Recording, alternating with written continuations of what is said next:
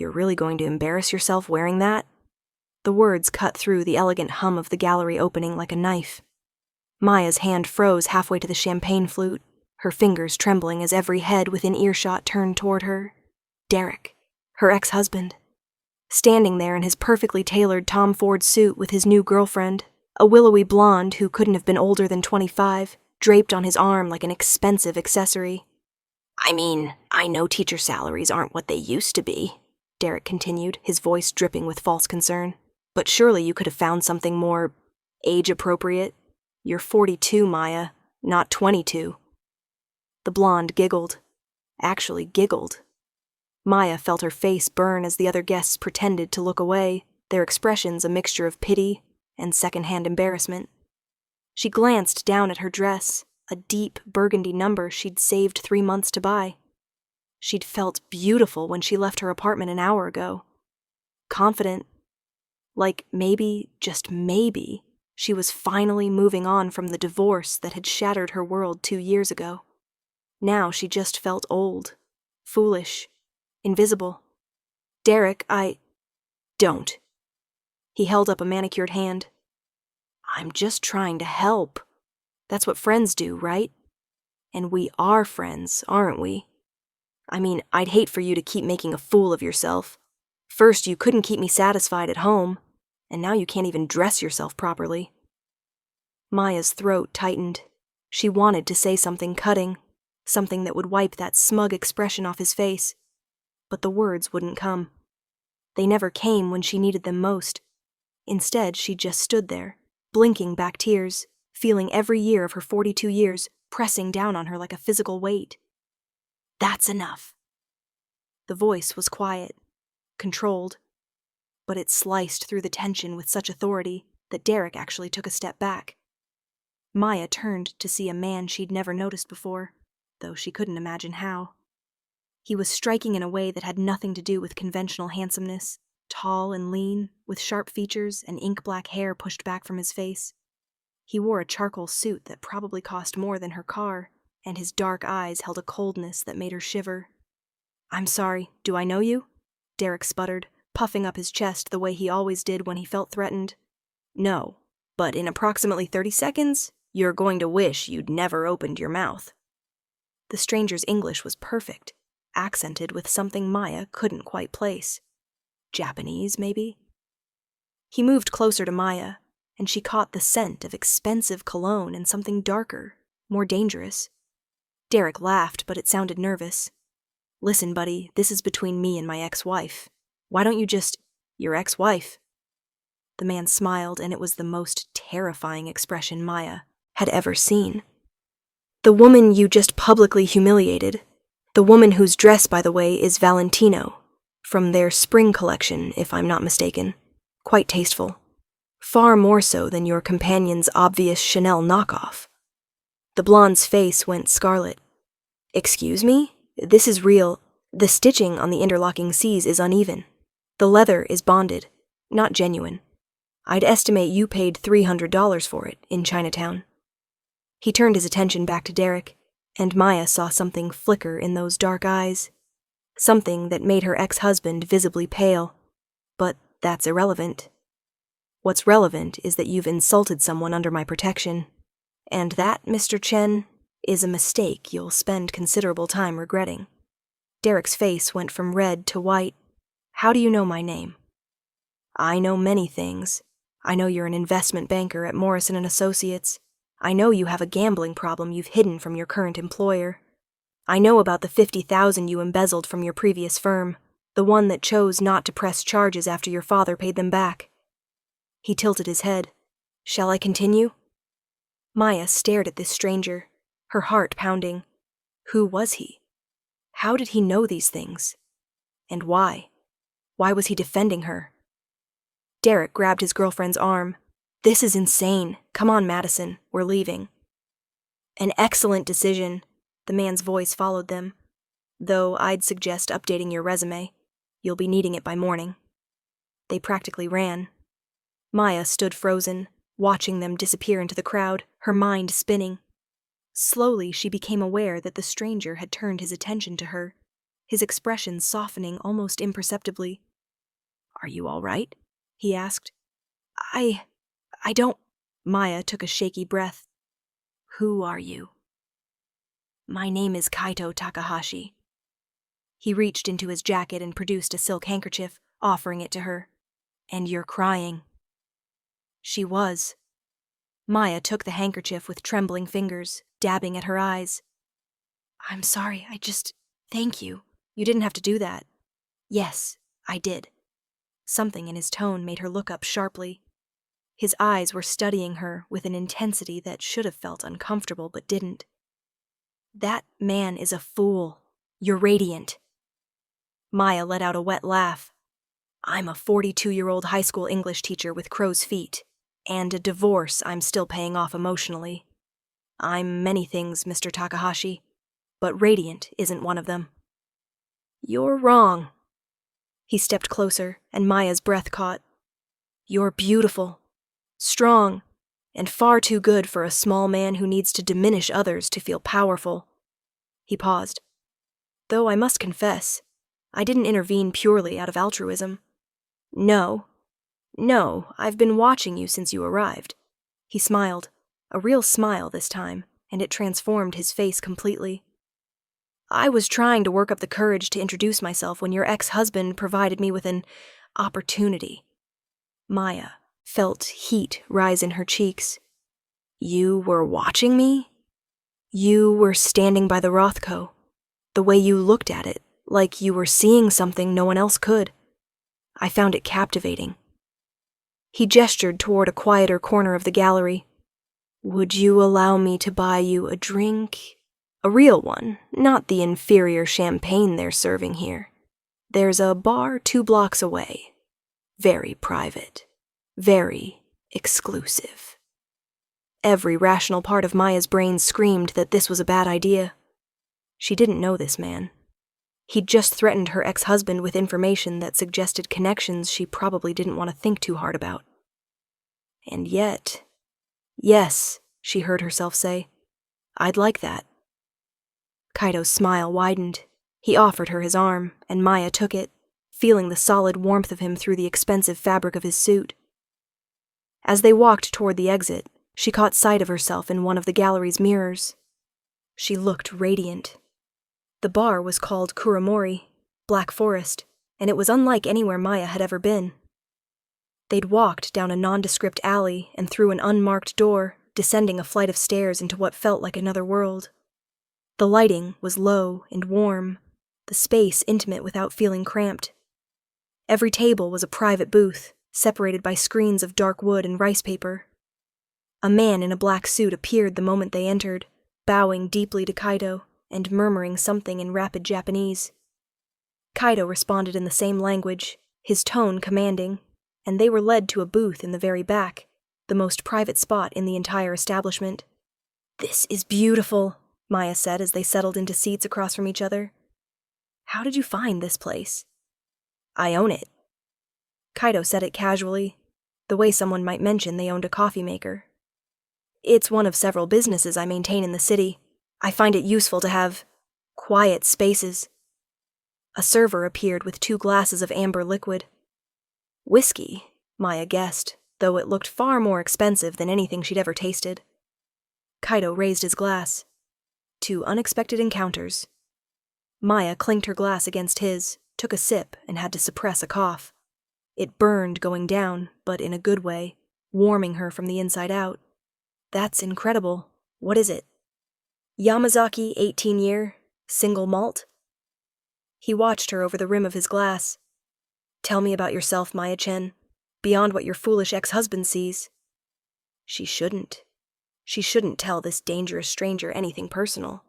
But the whiskey was loosening her tongue, and his eyes were so intent, so focused entirely on her in a way Derek's never had been. "There's not much to tell," she said. "I teach high school English. I grade papers until midnight most nights. I have a cat named Darcy, after Mr. Darcy, not the physicist, and I haven't been on a date since my divorce was finalized. My life is small and quiet, and exactly what I thought I'd left behind when I married Derek 15. Years ago." "Why did you marry him?" The question was direct, almost invasive. Maya should have deflected. Instead, she found herself answering honestly. Because he asked, because I was 32, and everyone kept asking when I was going to settle down. Because I thought maybe if I tried hard enough, I could be the woman he wanted me to be. And could you? No, I wasn't young enough, wasn't exciting enough, wasn't enough. She took another sip of whiskey. He cheated on me for the last 3 years of our marriage. I didn't find out until I came home early one day and found him with his secretary in our bed. Cliché, right? Kaido's jaw tightened. He's a fool. That's what my therapist says. Maya laughed, but it came out bitter. Though she uses more professional language. Narcissist, emotionally abusive, all the trendy buzzwords. She's correct. Kaido leaned forward. Men like your ex-husband are parasites. They seek out strong women and spend years breaking them down, making them question their worth. It's not about age or beauty or any of the things they claim. It's about power. Control. There was something in his voice, a darkness that made Maya's pulse quicken. You sound like you have personal experience with men like Derek. I do. In my line of work, I encounter many men who mistake cruelty for strength. He paused, studying her. I should be honest with you, Maya. I'm not what you might call a conventional businessman. I gathered that when you knew intimate details about my ex-husband's embezzlement charges. His lips quirked. Perceptive. I run let's call it an organization. We handle problems that conventional law enforcement cannot or will not address. We provide protection, mediation, justice when the legal system fails. Maya's mouth went dry. You're Yakuza. The term has certain connotations that aren't entirely accurate, but yes. In America, you might simply say I'm with the Japanese Mafia. He watched her carefully, as if gauging her reaction. Does that frighten you? It should. It absolutely should. Maya had seen the movies, read the books. She knew what men like Kaido did. The violence, the crimes, the darkness that surrounded them. She should get up right now, thank him for the drink, and leave. Instead, she took another sip of whiskey and met his eyes. Should it? Perhaps. He smiled slightly. I've done things that would shock you. Things I'm not proud of, though I don't regret them. In my world, mercy is often seen as weakness, compassion as liability. And yet you defended a stranger at an art gallery. You weren't a stranger. Not really. Kaido reached across the table, his fingers brushing against hers. The touch sent electricity racing up her arm. From the moment I saw you, I knew. You were someone important. Someone I needed to know. Maya's heart was pounding so hard, she was sure he could hear it. That doesn't make sense. You don't know anything about me. I know you're stronger than you believe. I know you've survived a man who spent years trying to destroy your sense of self. I know you still get up every morning and teach teenagers about Steinbeck and Shakespeare, still find beauty in art galleries, still hope for something more, even though you've been taught to expect less. His thumb traced circles on her palm. I know that when you smile, really smile, your entire face lights up.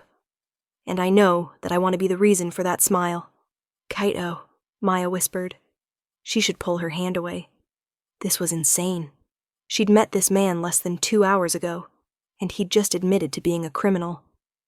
This wasn't a romance novel. This was real life, where dangerous men stayed dangerous, and 42-year-old teachers didn't get swept off their feet by mysterious strangers. But then Kaido stood, moving around the table to slide into the booth beside her. He was so close she could feel the heat radiating from his body, could see the flecks of bronze in his dark eyes. I'm 46 years old, he said quietly. I've lived a life most people can't imagine. I've seen things, done things that would give you nightmares. And in all that time, I've never, not once, felt what I felt when I saw you tonight. Like I'd been walking through darkness my entire life. And suddenly, there was light. That's, Maya's voice cracked. That's a line from a movie. Perhaps. but it's also the truth. His hand came up to cup her cheek, his touch impossibly gentle for someone who'd just admitted to being part of organized crime. I understand if this is too much, if I'm too much, but I need you to know that when your ex-husband spoke to you that way, when he tried to make you feel small and worthless, every instinct I have screamed to protect you. Not because you need protecting, you're far stronger than he ever gave you credit for, but because no one should ever make you doubt your worth. Tears were sliding down Maya's cheeks again, but this time they weren't from humiliation. Why are you saying these things? Because they're true. Because you deserve to hear them. Because I'm 46 years old and I've never believed in fate, but I'm starting to think the universe put you in that gallery tonight for a reason. He leaned closer, his forehead almost touching hers. Tell me to leave, Maya. Tell me you want nothing to do with a man like me, and I'll walk away. I'll make sure you get home safely, and you'll never hear from me again. Maya's breath caught. Every logical thought told her to do exactly that. To thank him and leave and chalk this up to a bizarre but ultimately meaningless encounter. Instead, she closed the distance between them and kissed him. For a moment, Kaido froze. Then his arms came around her, pulling her close as he deepened the kiss. He tasted like whiskey, and something darker, something that should have scared her but didn't. His hand tangled in her hair, and Maya heard herself make a sound she hadn't made in years, a sound of pure want. When they finally broke apart, both breathless, Kaido's eyes had gone dark with desire. That was... He trailed off, shaking his head. Maya, I need you to understand what you're getting into. My life isn't safe. There are people who would hurt you to get to me. If we do this, if we start something, I can protect you, but there will always be danger. I've spent 2 years playing it safe, Maya said, surprised by the steadiness in her own voice. Safe got me a divorce and an ex-husband who thinks I'm pathetic. Maybe it's time I stopped being careful. Kaido's smile was fierce. You're remarkable. I'm terrified. Good. That means you're smart. He kissed her again, softer this time. Let me take you to dinner. Tomorrow night. Somewhere we can talk properly. Where I can tell you about my world, and you can decide if you truly want to be part of it. Okay, Maya breathed. But I should probably go home now, before I do something really crazy. Like what? Like ask you to take me to your place instead of mine. Kaido's eyes flashed with something that made her stomach flip. Maya Chen, you're going to be the death of me. I'm a high school English teacher. The most dangerous thing about me is my red pen. No, he said seriously. The most dangerous thing about you is how easily you've gotten under my skin. I've built walls for decades. You walked through them like they were paper. He insisted on driving her home, in a sleek black Mercedes that probably cost more than 3 years of her salary. They drove in comfortable silence, Kaido's hand resting on her thigh, and Maya felt something she hadn't felt in years. Hope. When they pulled up outside her modest apartment building, Kaido walked her to the door like a gentleman from another era. He kissed her goodnight, a slow, lingering kiss that promised things Maya didn't dare put into words. Tomorrow, he said, 7 o'clock. I'll pick you up. I'll be ready. She watched him drive away, then floated up to her apartment in a daze. Darcy greeted her with indignant meows about delayed dinner, but Maya barely heard him. She moved through her nighttime routine on autopilot, her mind replaying every moment of the evening. It wasn't until she was climbing into bed that she noticed her phone had several missed calls and texts. All from Derek. We need to talk. That man threatened me. I could go to the police. Maya, call me. This isn't funny. I lost my job.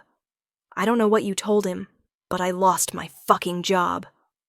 Maya stared at the messages, her stomach churning. Kaido had said Derek would need his resume by morning. She hadn't thought he'd been serious. But of course he'd been serious. Kaido was Yakuza. He'd told her that. She'd kissed him anyway. Maya deleted the messages without responding and turned off her phone. The next day crawled by. Maya taught her classes in a fog, barely hearing her students' discussions of The Great Gatsby. All she could think about was tonight. About Kaido. About the fact that she'd kissed a literal mob boss, and instead of being terrified, she couldn't wait to see him again. "Ms. Chen, are you okay?" Maya blinked, focusing on the concerned face of Emma Rodriguez, one of her best students. "What?" "Yes, I'm fine. Why?" "You've been staring at the same page for like 5 minutes. And you're smiling." Emma grinned, a different smile than usual. "Did something happen?" Maya felt her cheeks heat. "I met someone. Last night." The entire class erupted in excited chatter. Maya tried to restore order, but her students were relentless, demanding details. She gave them the most edited version possible. Met a man at an art gallery, had drinks, going to dinner tonight. "Is he hot?" someone called out. "Is he age-appropriate?" Emma added with a smirk. "Because my mom keeps dating guys who are like 25 and it's super weird." Maya laughed. "He's 46, and yes, he's attractive." More whooping. Maya shook her head, unable to stop smiling. Okay, back to Gatsby. Who wants to discuss the symbolism of the green light? The rest of the day passed in a blur. Maya went home, fed Darcy, and spent an absurd amount of time trying to decide what to wear. She finally settled on a simple black dress, elegant without trying too hard, and was just applying lipstick when the doorbell rang. Kaido stood in her doorway in a perfectly tailored navy suit, holding a bouquet of white orchids. "You're even more beautiful than I remembered." Maya's breath caught. "You're pretty easy on the eyes yourself." He smiled, offering his arm. "Shall we?" The restaurant was exclusive to the point of intimidation, the kind of place Maya had only ever seen in magazines. They were led to a private room overlooking the city, candles flickering on a table set for 2. As soon as they were alone, Kaido took her hands. "I need to ask you something before we go any further."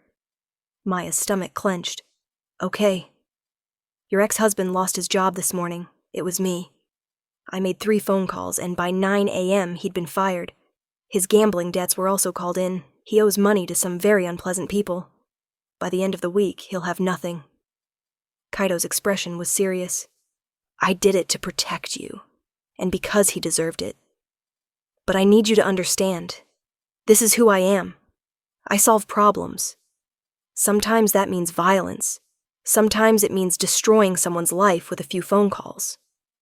I won't apologize for what I did, but I need to know if you can accept it." Maya should have been horrified, should have stood up and walked out. Instead, she thought about Derek's smirk as he'd humiliated her, about the years he'd spent tearing her down, about how many other women he'd probably hurt the same way. "He deserved it," she said quietly. "Does that make me a bad person?" "No, it makes you human." Kaido lifted her hand to his lips. "I won't lie to you, Maya. Ever. My world is dark. There are parts of my life I can never share with you.